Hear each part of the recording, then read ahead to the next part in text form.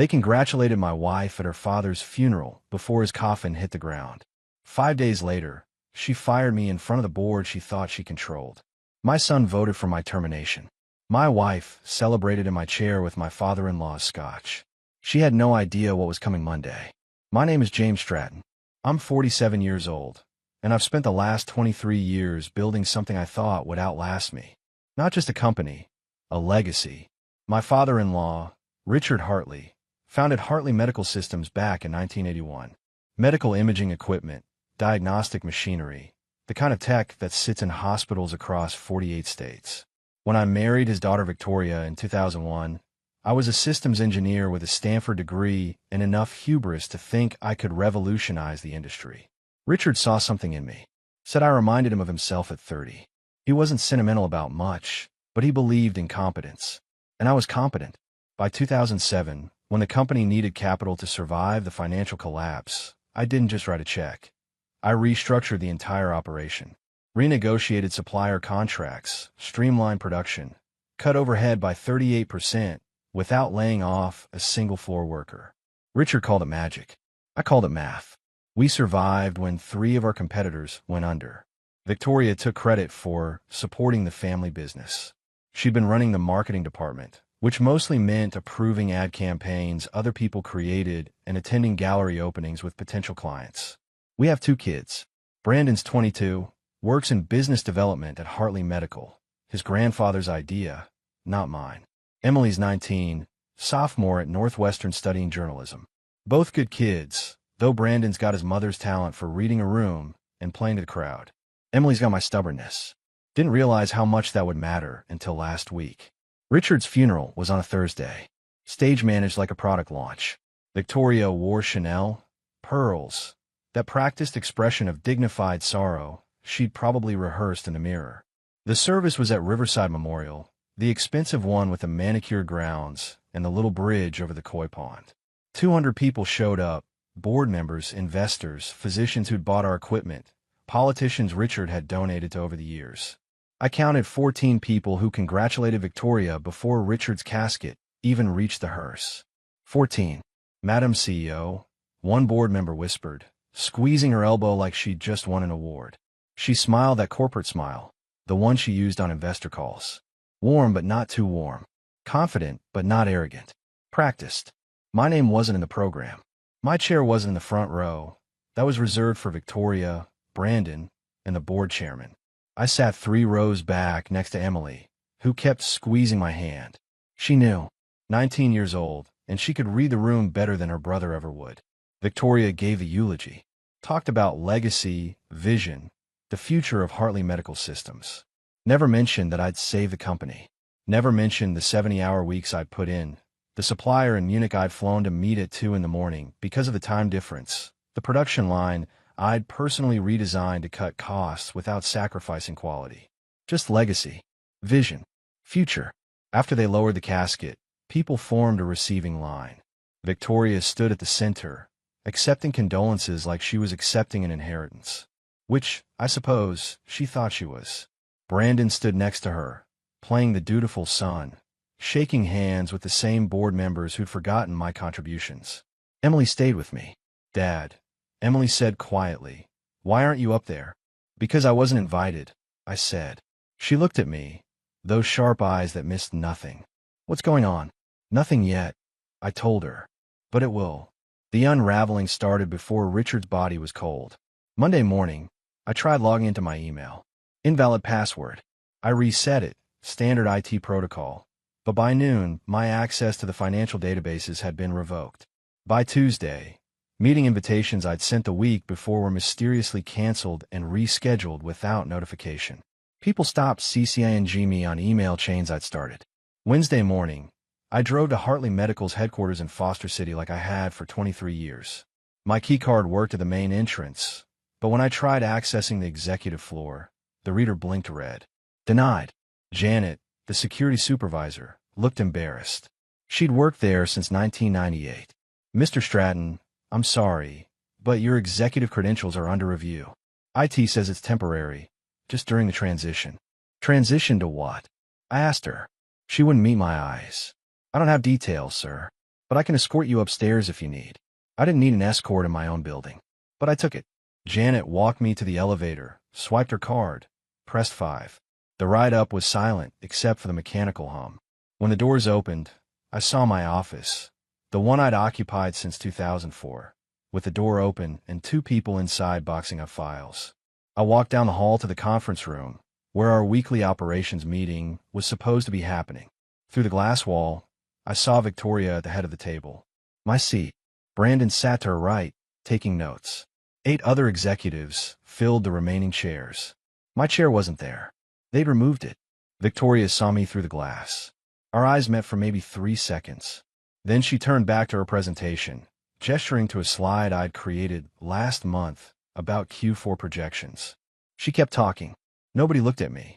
I stood there long enough to feel like a fool, then walked back to my office. The 2 people boxing files stopped when I entered.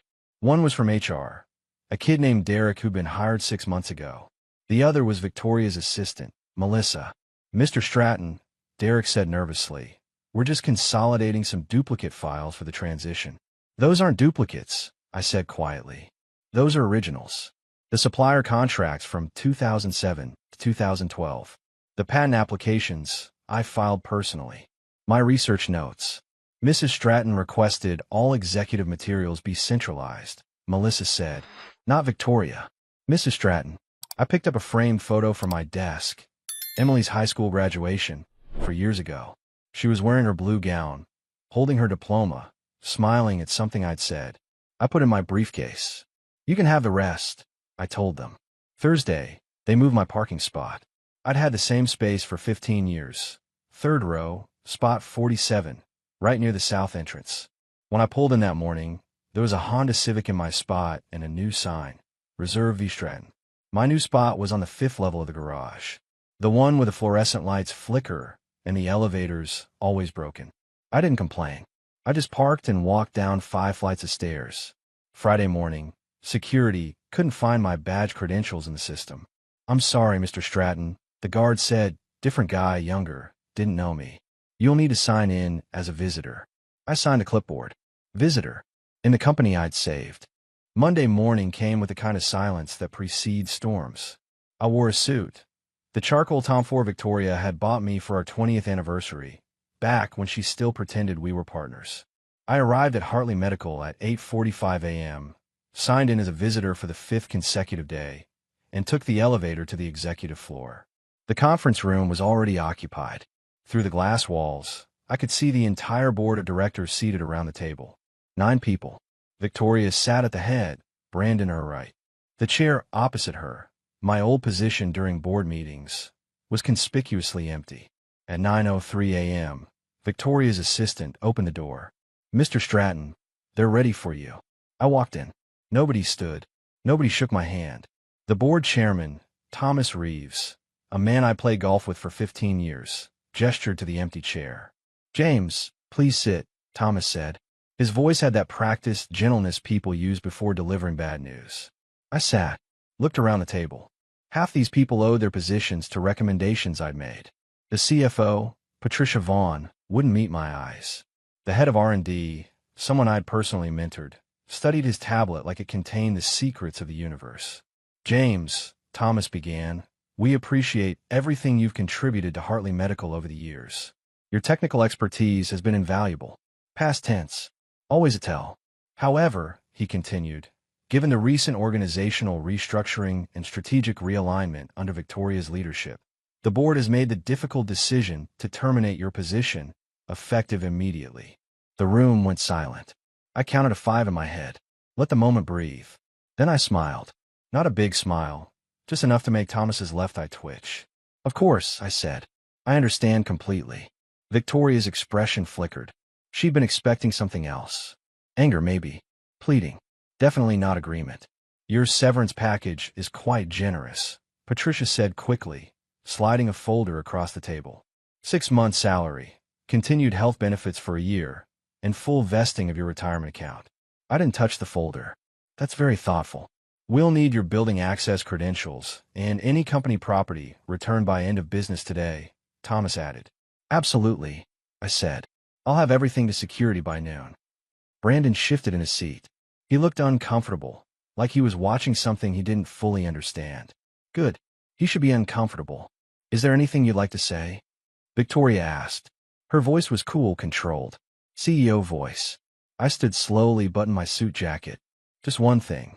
Everyone leaned forward slightly, waiting.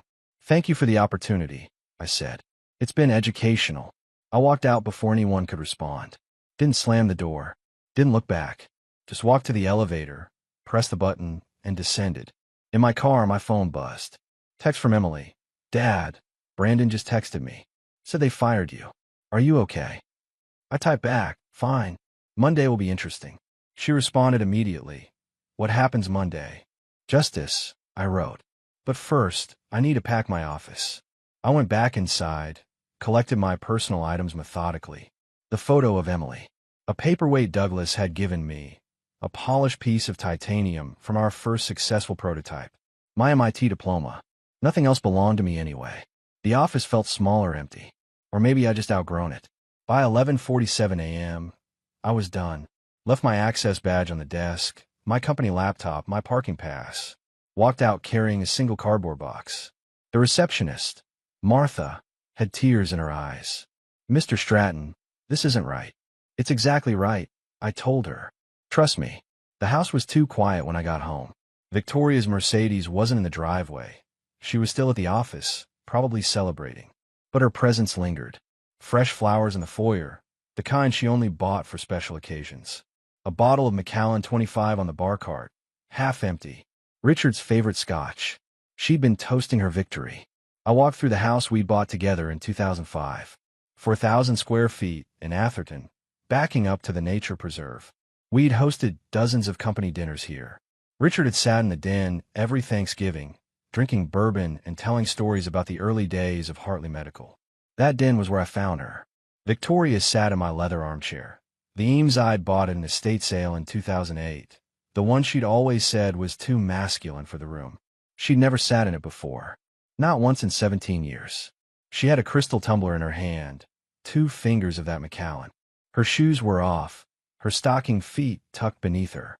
She looked comfortable. Entitled.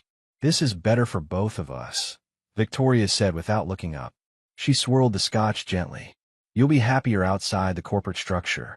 You were never really management material. I set my box down by the stairs. Is that right? You're brilliant technically, she continued, but you lack vision. Strategy. My father saw it too, toward the end. He knew the company needed someone who could think bigger picture. Your father told you that? I asked. He didn't have to tell me, she said. I could see it. The way he started consulting with me more, including me in board discussions. He was preparing me to lead. I walked toward the stairs. Stopped halfway up, turned slightly. Did you ever wonder why he gave me that office safe? I asked. Her hand paused mid-swirl. What safe? The one in my office. The biometric one. Key to my thumbprint. Your father installed it personally in 2012. Said it was for important documents. Her expression shifted. Not quite concerned, but close. What documents? Victoria asked. The ones you should have read before you fired me, I said. I continued up the stairs, leaving her sitting in my chair with her dead father's scotch, drunk on power she thought was hers. Behind me, I heard the glass clink against the side table. Heard her stand, her stockings sliding on the hardwood. James, she called up the stairs, what documents? I didn't answer, just walked into my study, closed the door, and called Arthur Hastings, Richard's personal attorney, the one who drafted the documents Victoria didn't know existed. Arthur, I said when he picked up. It's time. Monday, he asked. Monday, I confirmed. 9 a.m. sharp. Sunday evening, I met Arthur Hastings at his private office in Palo Alto. The building was one of those restored Victorians tucked between the glass towers and tech startups. Easy to miss if you didn't know what you were looking for. A brass plate by the door read, Hastings and Associates, Estate Law, in letters so small they discouraged walk-ins. Arthur had been Richard's personal attorney for 43 years. Handled his will, his trusts, the messy divorce from his first wife back in the 80s. When Richard called someone family, it meant something. Arthur was family. He was waiting in his office when I arrived, 71 years old, silver hair, wire-rimmed glasses, wearing a cardigan that had probably been expensive in 1987. A battered leather briefcase sat on his desk like a faithful dog. "James," Arthur said, standing to shake my hand. His grip was firm, steady. "I've been expecting this call for 6 years. Richard told you it would come?" I asked. "He told me exactly when it would come," Arthur replied. "He said, when I'm dead and Victoria fires him, that's when you open the vault." He unlocked the briefcase and pulled out a thick leather binder, the kind with brass corners and a clasp that looked like it belonged in a museum. Then came a sealed envelope, red wax seal, my initials pressed into it. Arthur slid them across the desk. "Everything's intact," he said. "I reviewed it again Friday. Not a single document has been challenged or superseded." Richard was meticulous. I opened the binder. Inside were dozens of documents, organized with colored tabs. Transfer agreements, equity purchase contracts, some dated back to 2007, others more recent. All signed, notarized, witnessed. "The foundational equity transfer," Arthur said, tapping the first section. "When Hartley Medical needed capital in 2007, you provided $12 million. Richard structured it as a stock purchase, not a loan. 29% equity, voting rights included." I remembered that. Victoria had been pregnant with Emily. We'd used my signing bonus from a patent sale, money I'd been saving for a house. Richard had looked me in the eye and said, "This makes you family in the only way that matters."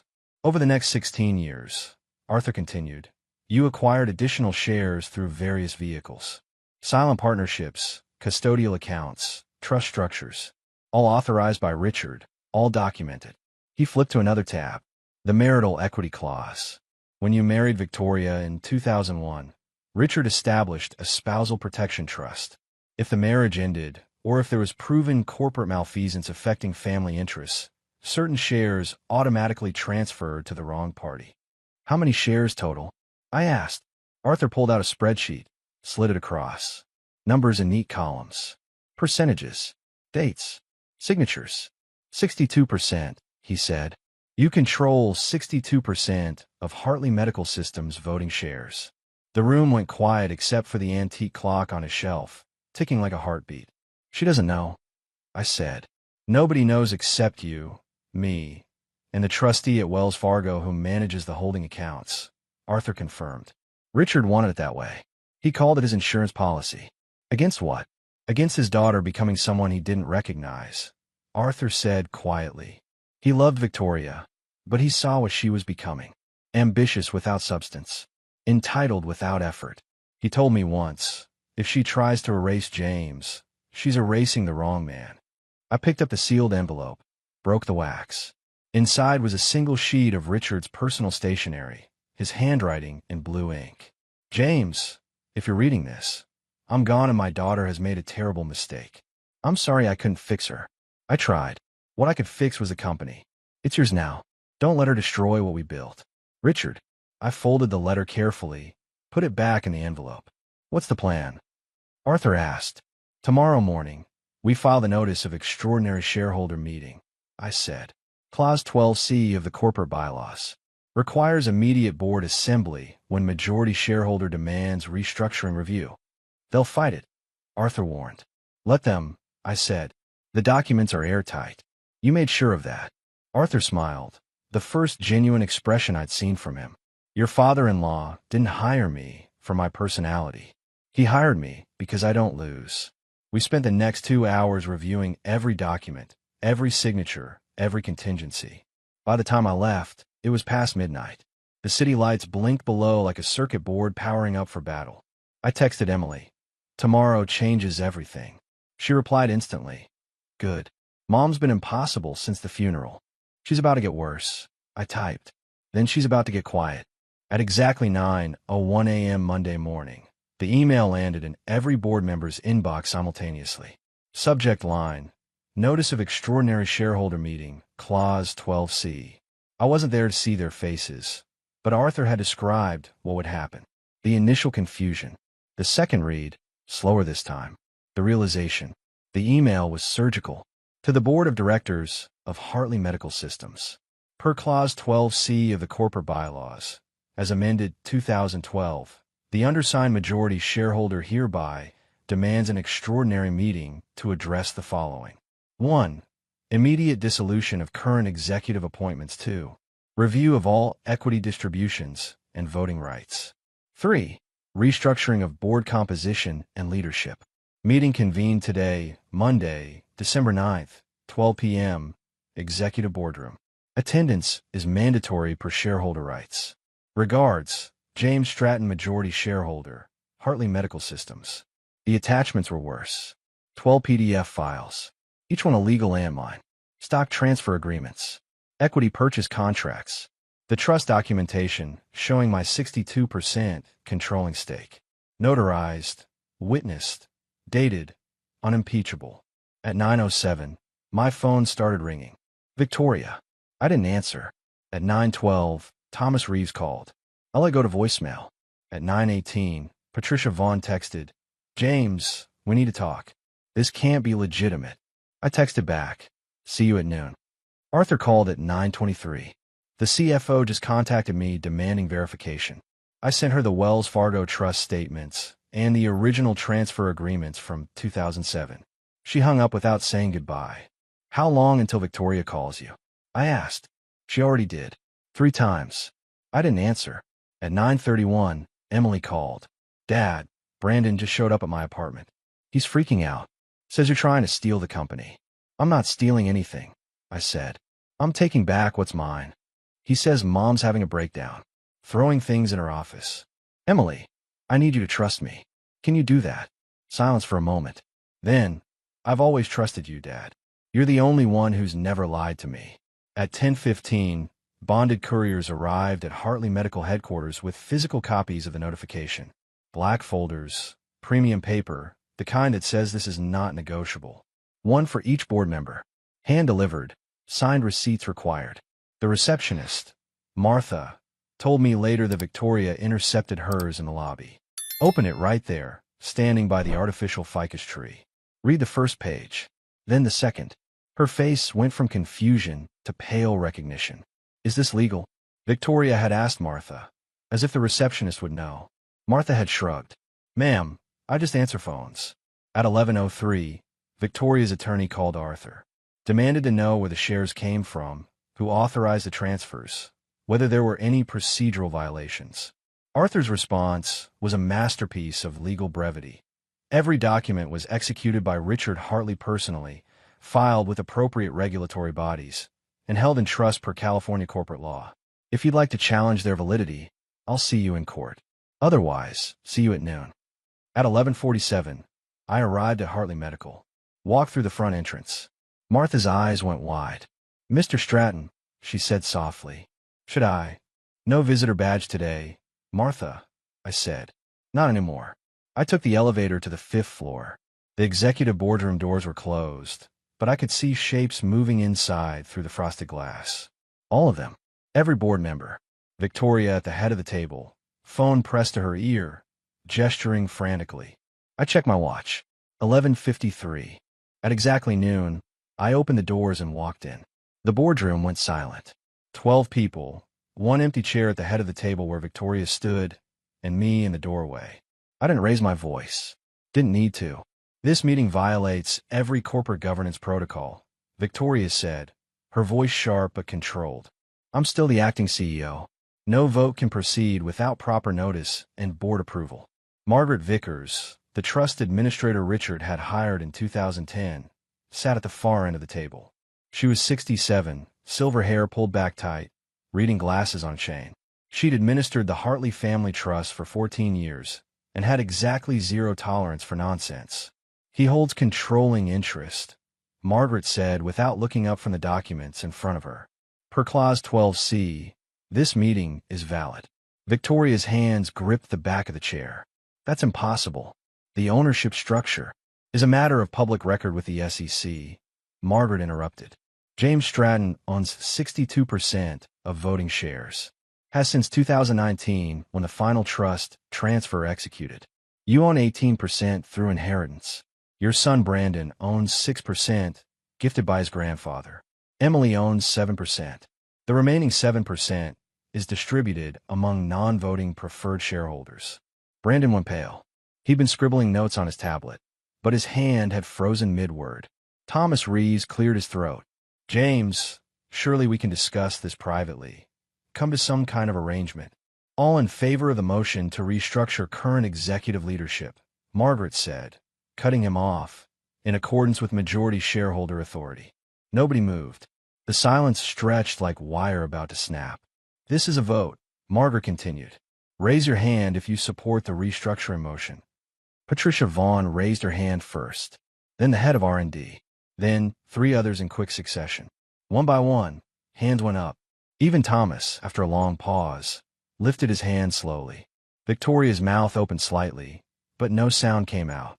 She looked around the table at people who'd toasted her appointment 6 days ago.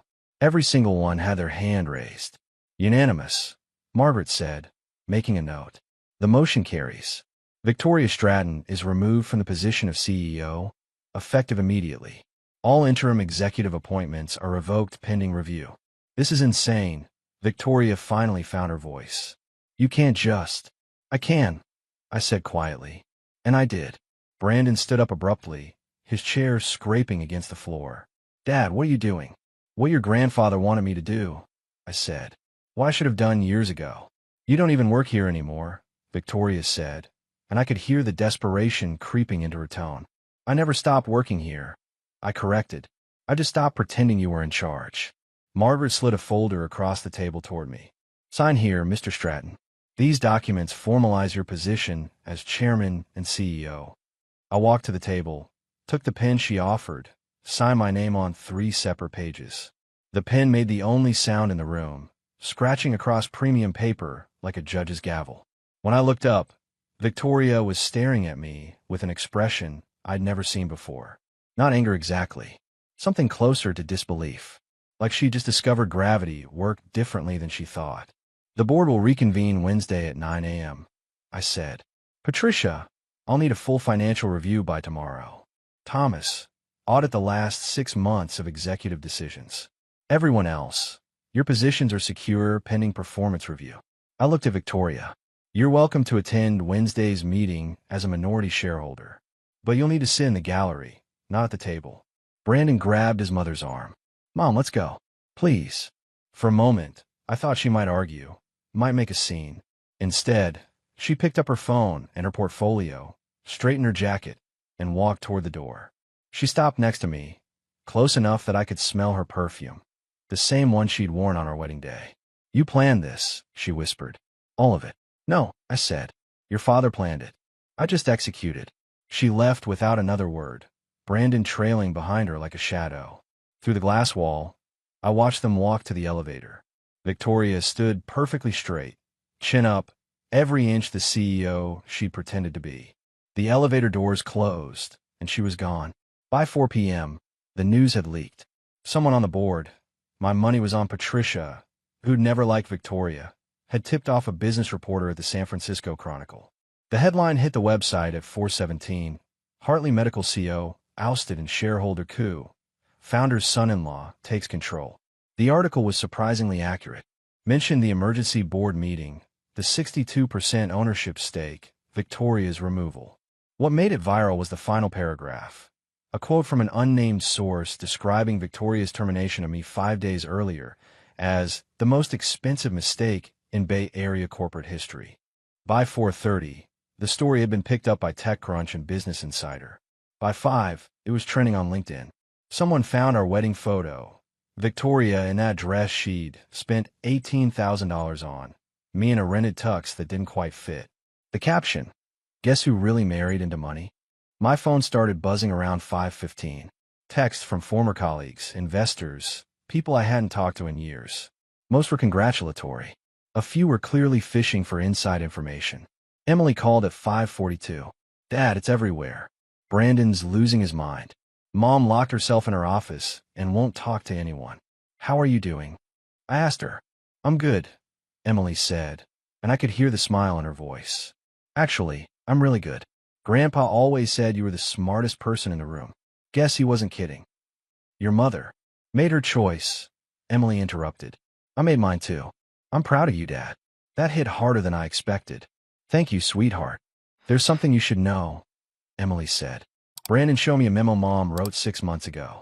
She was planning to force you out even before Grandpa died. Had the whole strategy mapped out. 6 months. While Richard was still alive, fighting cancer, Victoria had been planning my removal. Where did Brandon get the memo? I asked. He found it in Mom's office after the board meeting. He's really shaken up, Dad. I think he's starting to realize what she is. At 6:03, Victoria's attorney, a sharp-dressed shark named Preston Hale, sent Arthur a cease and desist letter demanding we retract all slanderous claims and restore Victoria to her position. Arthur responded with a single-sentence email. See you in court, counselor. Bring documentation. The real damage started showing up around 7 p.m. A tech blogger who specialized in corporate drama had somehow obtained an internal email Victoria sent 3 months ago. Subject line: Operational Efficiency Review. In it, she described me as legacy overhead and suggested my technical contributions, while historically significant, no longer align with our strategic vision. Legacy overhead. The man who'd saved the company was overhead. The blogger ran it with the headline, How to Insult Your Majority Shareholder, a case study in corporate stupidity. It got worse. At 7:34, someone leaked a recording from the board meeting where Victoria had fired me. I don't know who recorded it, probably someone's phone under the table, but the audio quality was clear enough. Victoria's voice, cold and corporate. We're terminating your position, effective immediately. Then my response, calm, measured, almost amused. Of course. I understand completely. Monday will be interesting. That clip went viral. By 8 p.m., it had 500,000 views on Twitter. People were making memes. Monday will be interesting became an instant catchphrase for unexpected revenge. At 8:47, my phone rang. Unknown number. I almost didn't answer, but something made me pick up. Mr. Stratton. A woman's voice, professional but warm. This is Jennifer Cole from 60 Minutes. We'd love to talk to you about doing a segment on corporate governance and family businesses. Would you be interested? Not at this time, I said. But thank you. If you change your mind. I won't, I said, and hung up. The house was quiet when I got home at 9:30. Victoria's car was gone. Her closet was half empty. She'd taken clothes, toiletries, her jewelry box, left everything else. There was a note on the kitchen counter, her handwriting sharp and angry. This isn't over. I crumpled it up, threw it in the trash. My phone buzzed. Text from Emily. Mom's at the Four Seasons. Brandon's with her. I'm staying at Sarah's place tonight. Are you okay? I texted back. I'm fine. Get some rest. Tomorrow's going to be busy. I poured myself 2 fingers of the Macallan, the bottle Victoria had been drinking from, and sat in my chair. My chair in my house, in my company. The silence felt like victory. Wednesday's board meeting started at 9 a.m. sharp. I arrived 15 minutes early, carrying Richard's old leather portfolio, the one he'd used for 40 years, worn smooth at the corners, initials embossed in gold that had faded to bronze. The boardroom felt different now. My name was on the door placard. Chairman and CEO. The chair at the head of the table was mine, not by theft, but by documentation older than Victoria's ambitions. Patricia had the financial review ready. She slid it across the table as board members filed in. 9 people, same faces as Monday, different energy. They knew who was in charge now. Before we begin, I said, I want to address the pension fund. The room went still. Patricia's jaw tightened.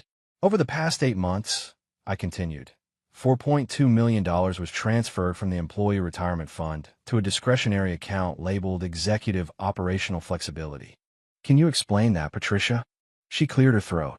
Those transfers were authorized by the acting CEO as short-term loans to cover cash flow gaps during the transition period. Victoria authorized raiding the pension fund. I asked. She said it was temporary, that the money would be replaced within 60 days. It's been 8 months, I said. Where's the money? Patricia pulled out another folder, slid it to me. Bank statements, wire transfers, a paper trail that led exactly where I thought it would. Victoria had used the pension money to fund consulting contracts with firms that didn't exist. Shell companies. Her personal slush fund. This is embezzlement, Thomas Reeves said quietly. This is federal fraud, I corrected.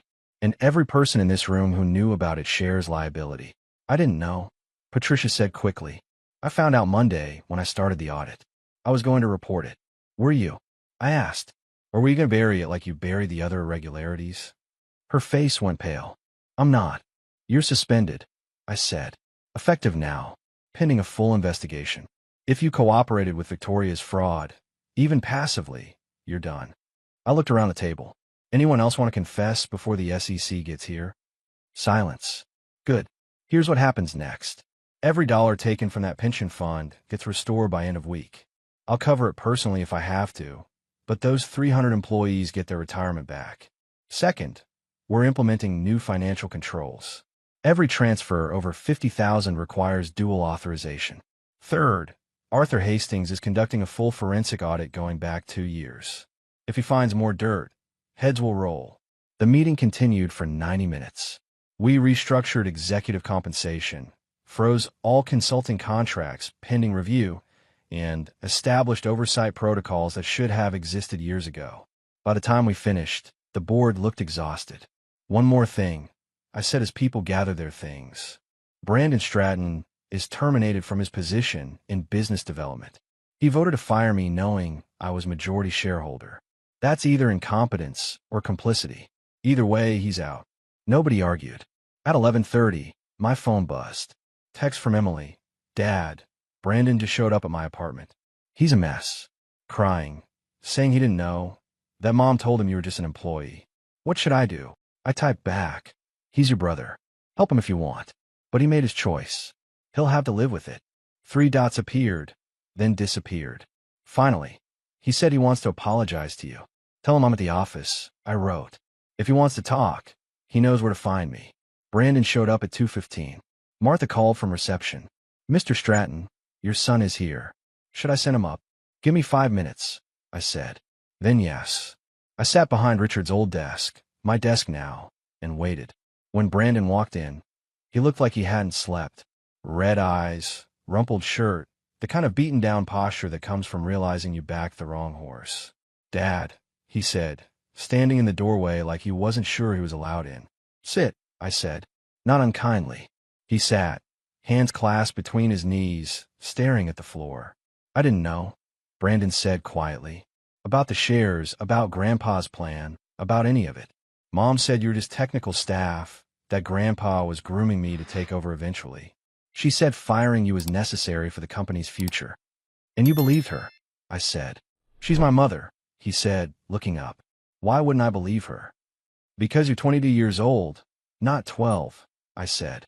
Because you've worked here for 3 years, and you've seen how this company operates.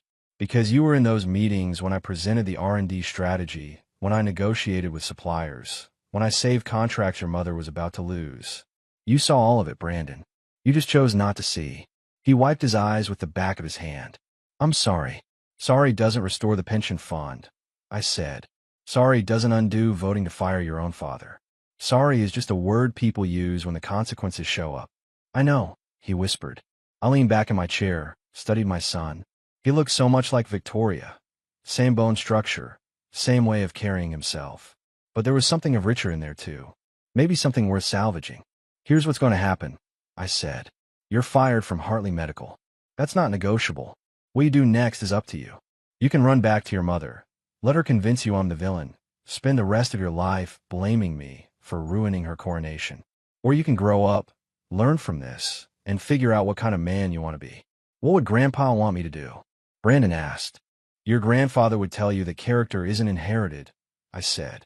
It's built, one decision at a time, starting with whether you walk out of here blaming everyone else or accepting that you made a mistake. Brandon stood slowly. Can I call you sometime? Not about work. Just as my dad. You've always been able to do that, I said. You just have to decide if you want to. He nodded, turned toward the door, stopped halfway. Mom's planning something. I don't know what, but she's been on the phone with lawyers all week. She told Tyler that you haven't won yet. Thanks for the warning, I said. After he left, I sat alone in the quiet office. Outside, the sun was setting over Foster City, painting the sky in shades of orange and purple. Richard used to say that sunset was the best time to make decisions, when the day's noise had faded and you could think clearly. My phone buzzed. Text from Arthur. Victoria's attorney filed an injunction. trying to freeze all corporate decisions pending ownership dispute. Judge threw it out.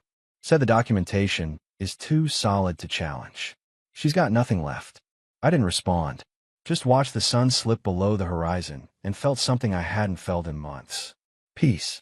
The legacy dinner was my idea. Not a celebration. Richard would have hated that. Just a quiet gathering of the people who'd built Hartley Medical before it became a brand, back when it was just an idea in a workshop in San Mateo. We held it at the Rosewood Hotel in Menlo Park, private dining room, 60 people. Engineers who'd worked the first production line. The sales rep who'd landed our first hospital contract in 1984. The regulatory specialist who'd gotten our imaging system FDA approved when everyone said it was impossible.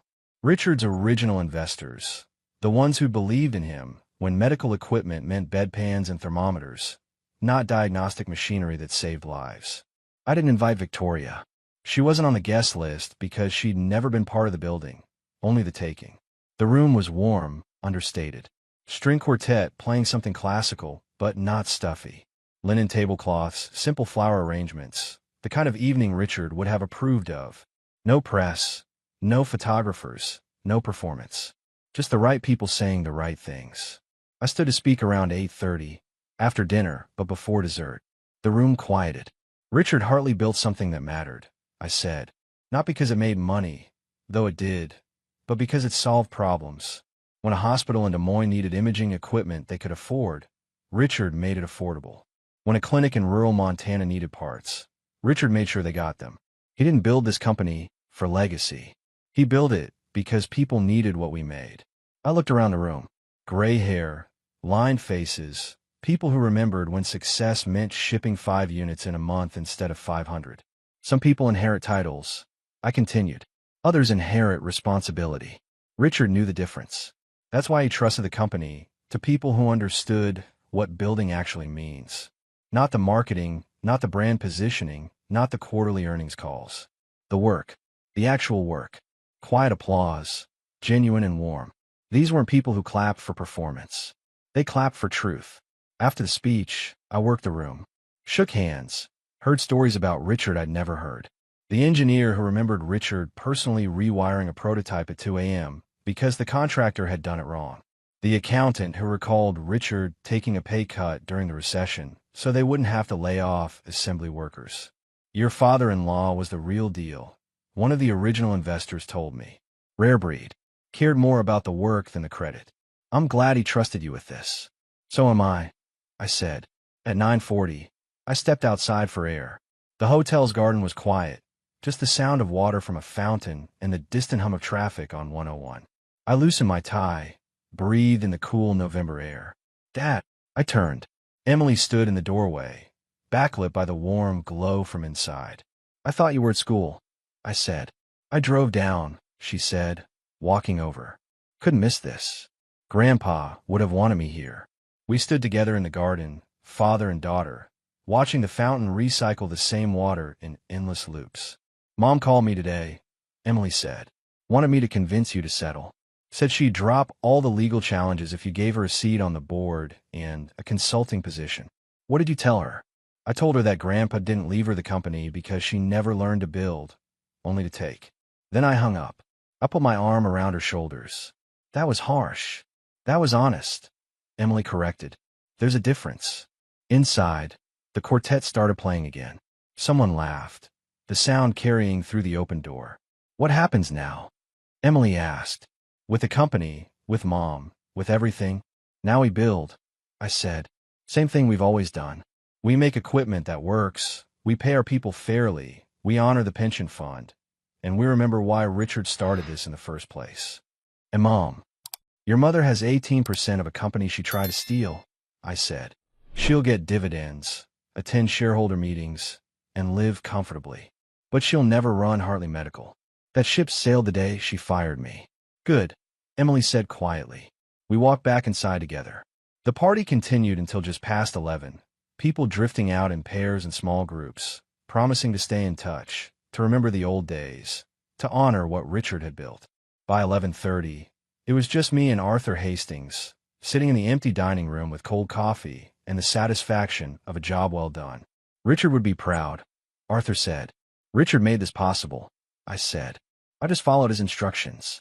You did more than that, Arthur countered. You protected what he built. That's worth something. 8 months later, Hartley Medical announced its most profitable quarter in company history. We'd restored the pension fund, renegotiated supplier contracts, and landed 2 major hospital networks. Brandon had enrolled in a graduate program at Berkeley, studying business ethics of all things. He called every Sunday. We were working on it. Victoria settled in Santa Barbara, consulting for medical startups, using her maiden name professionally. Hartley Consulting. She tried to build her own legacy, separate from the company she'd lost. I heard she was moderately successful. I didn't follow too closely. Emily finished her journalism degree and joined the company's communications department. Not because I gave her the job, but because she earned it. Richard would have liked that.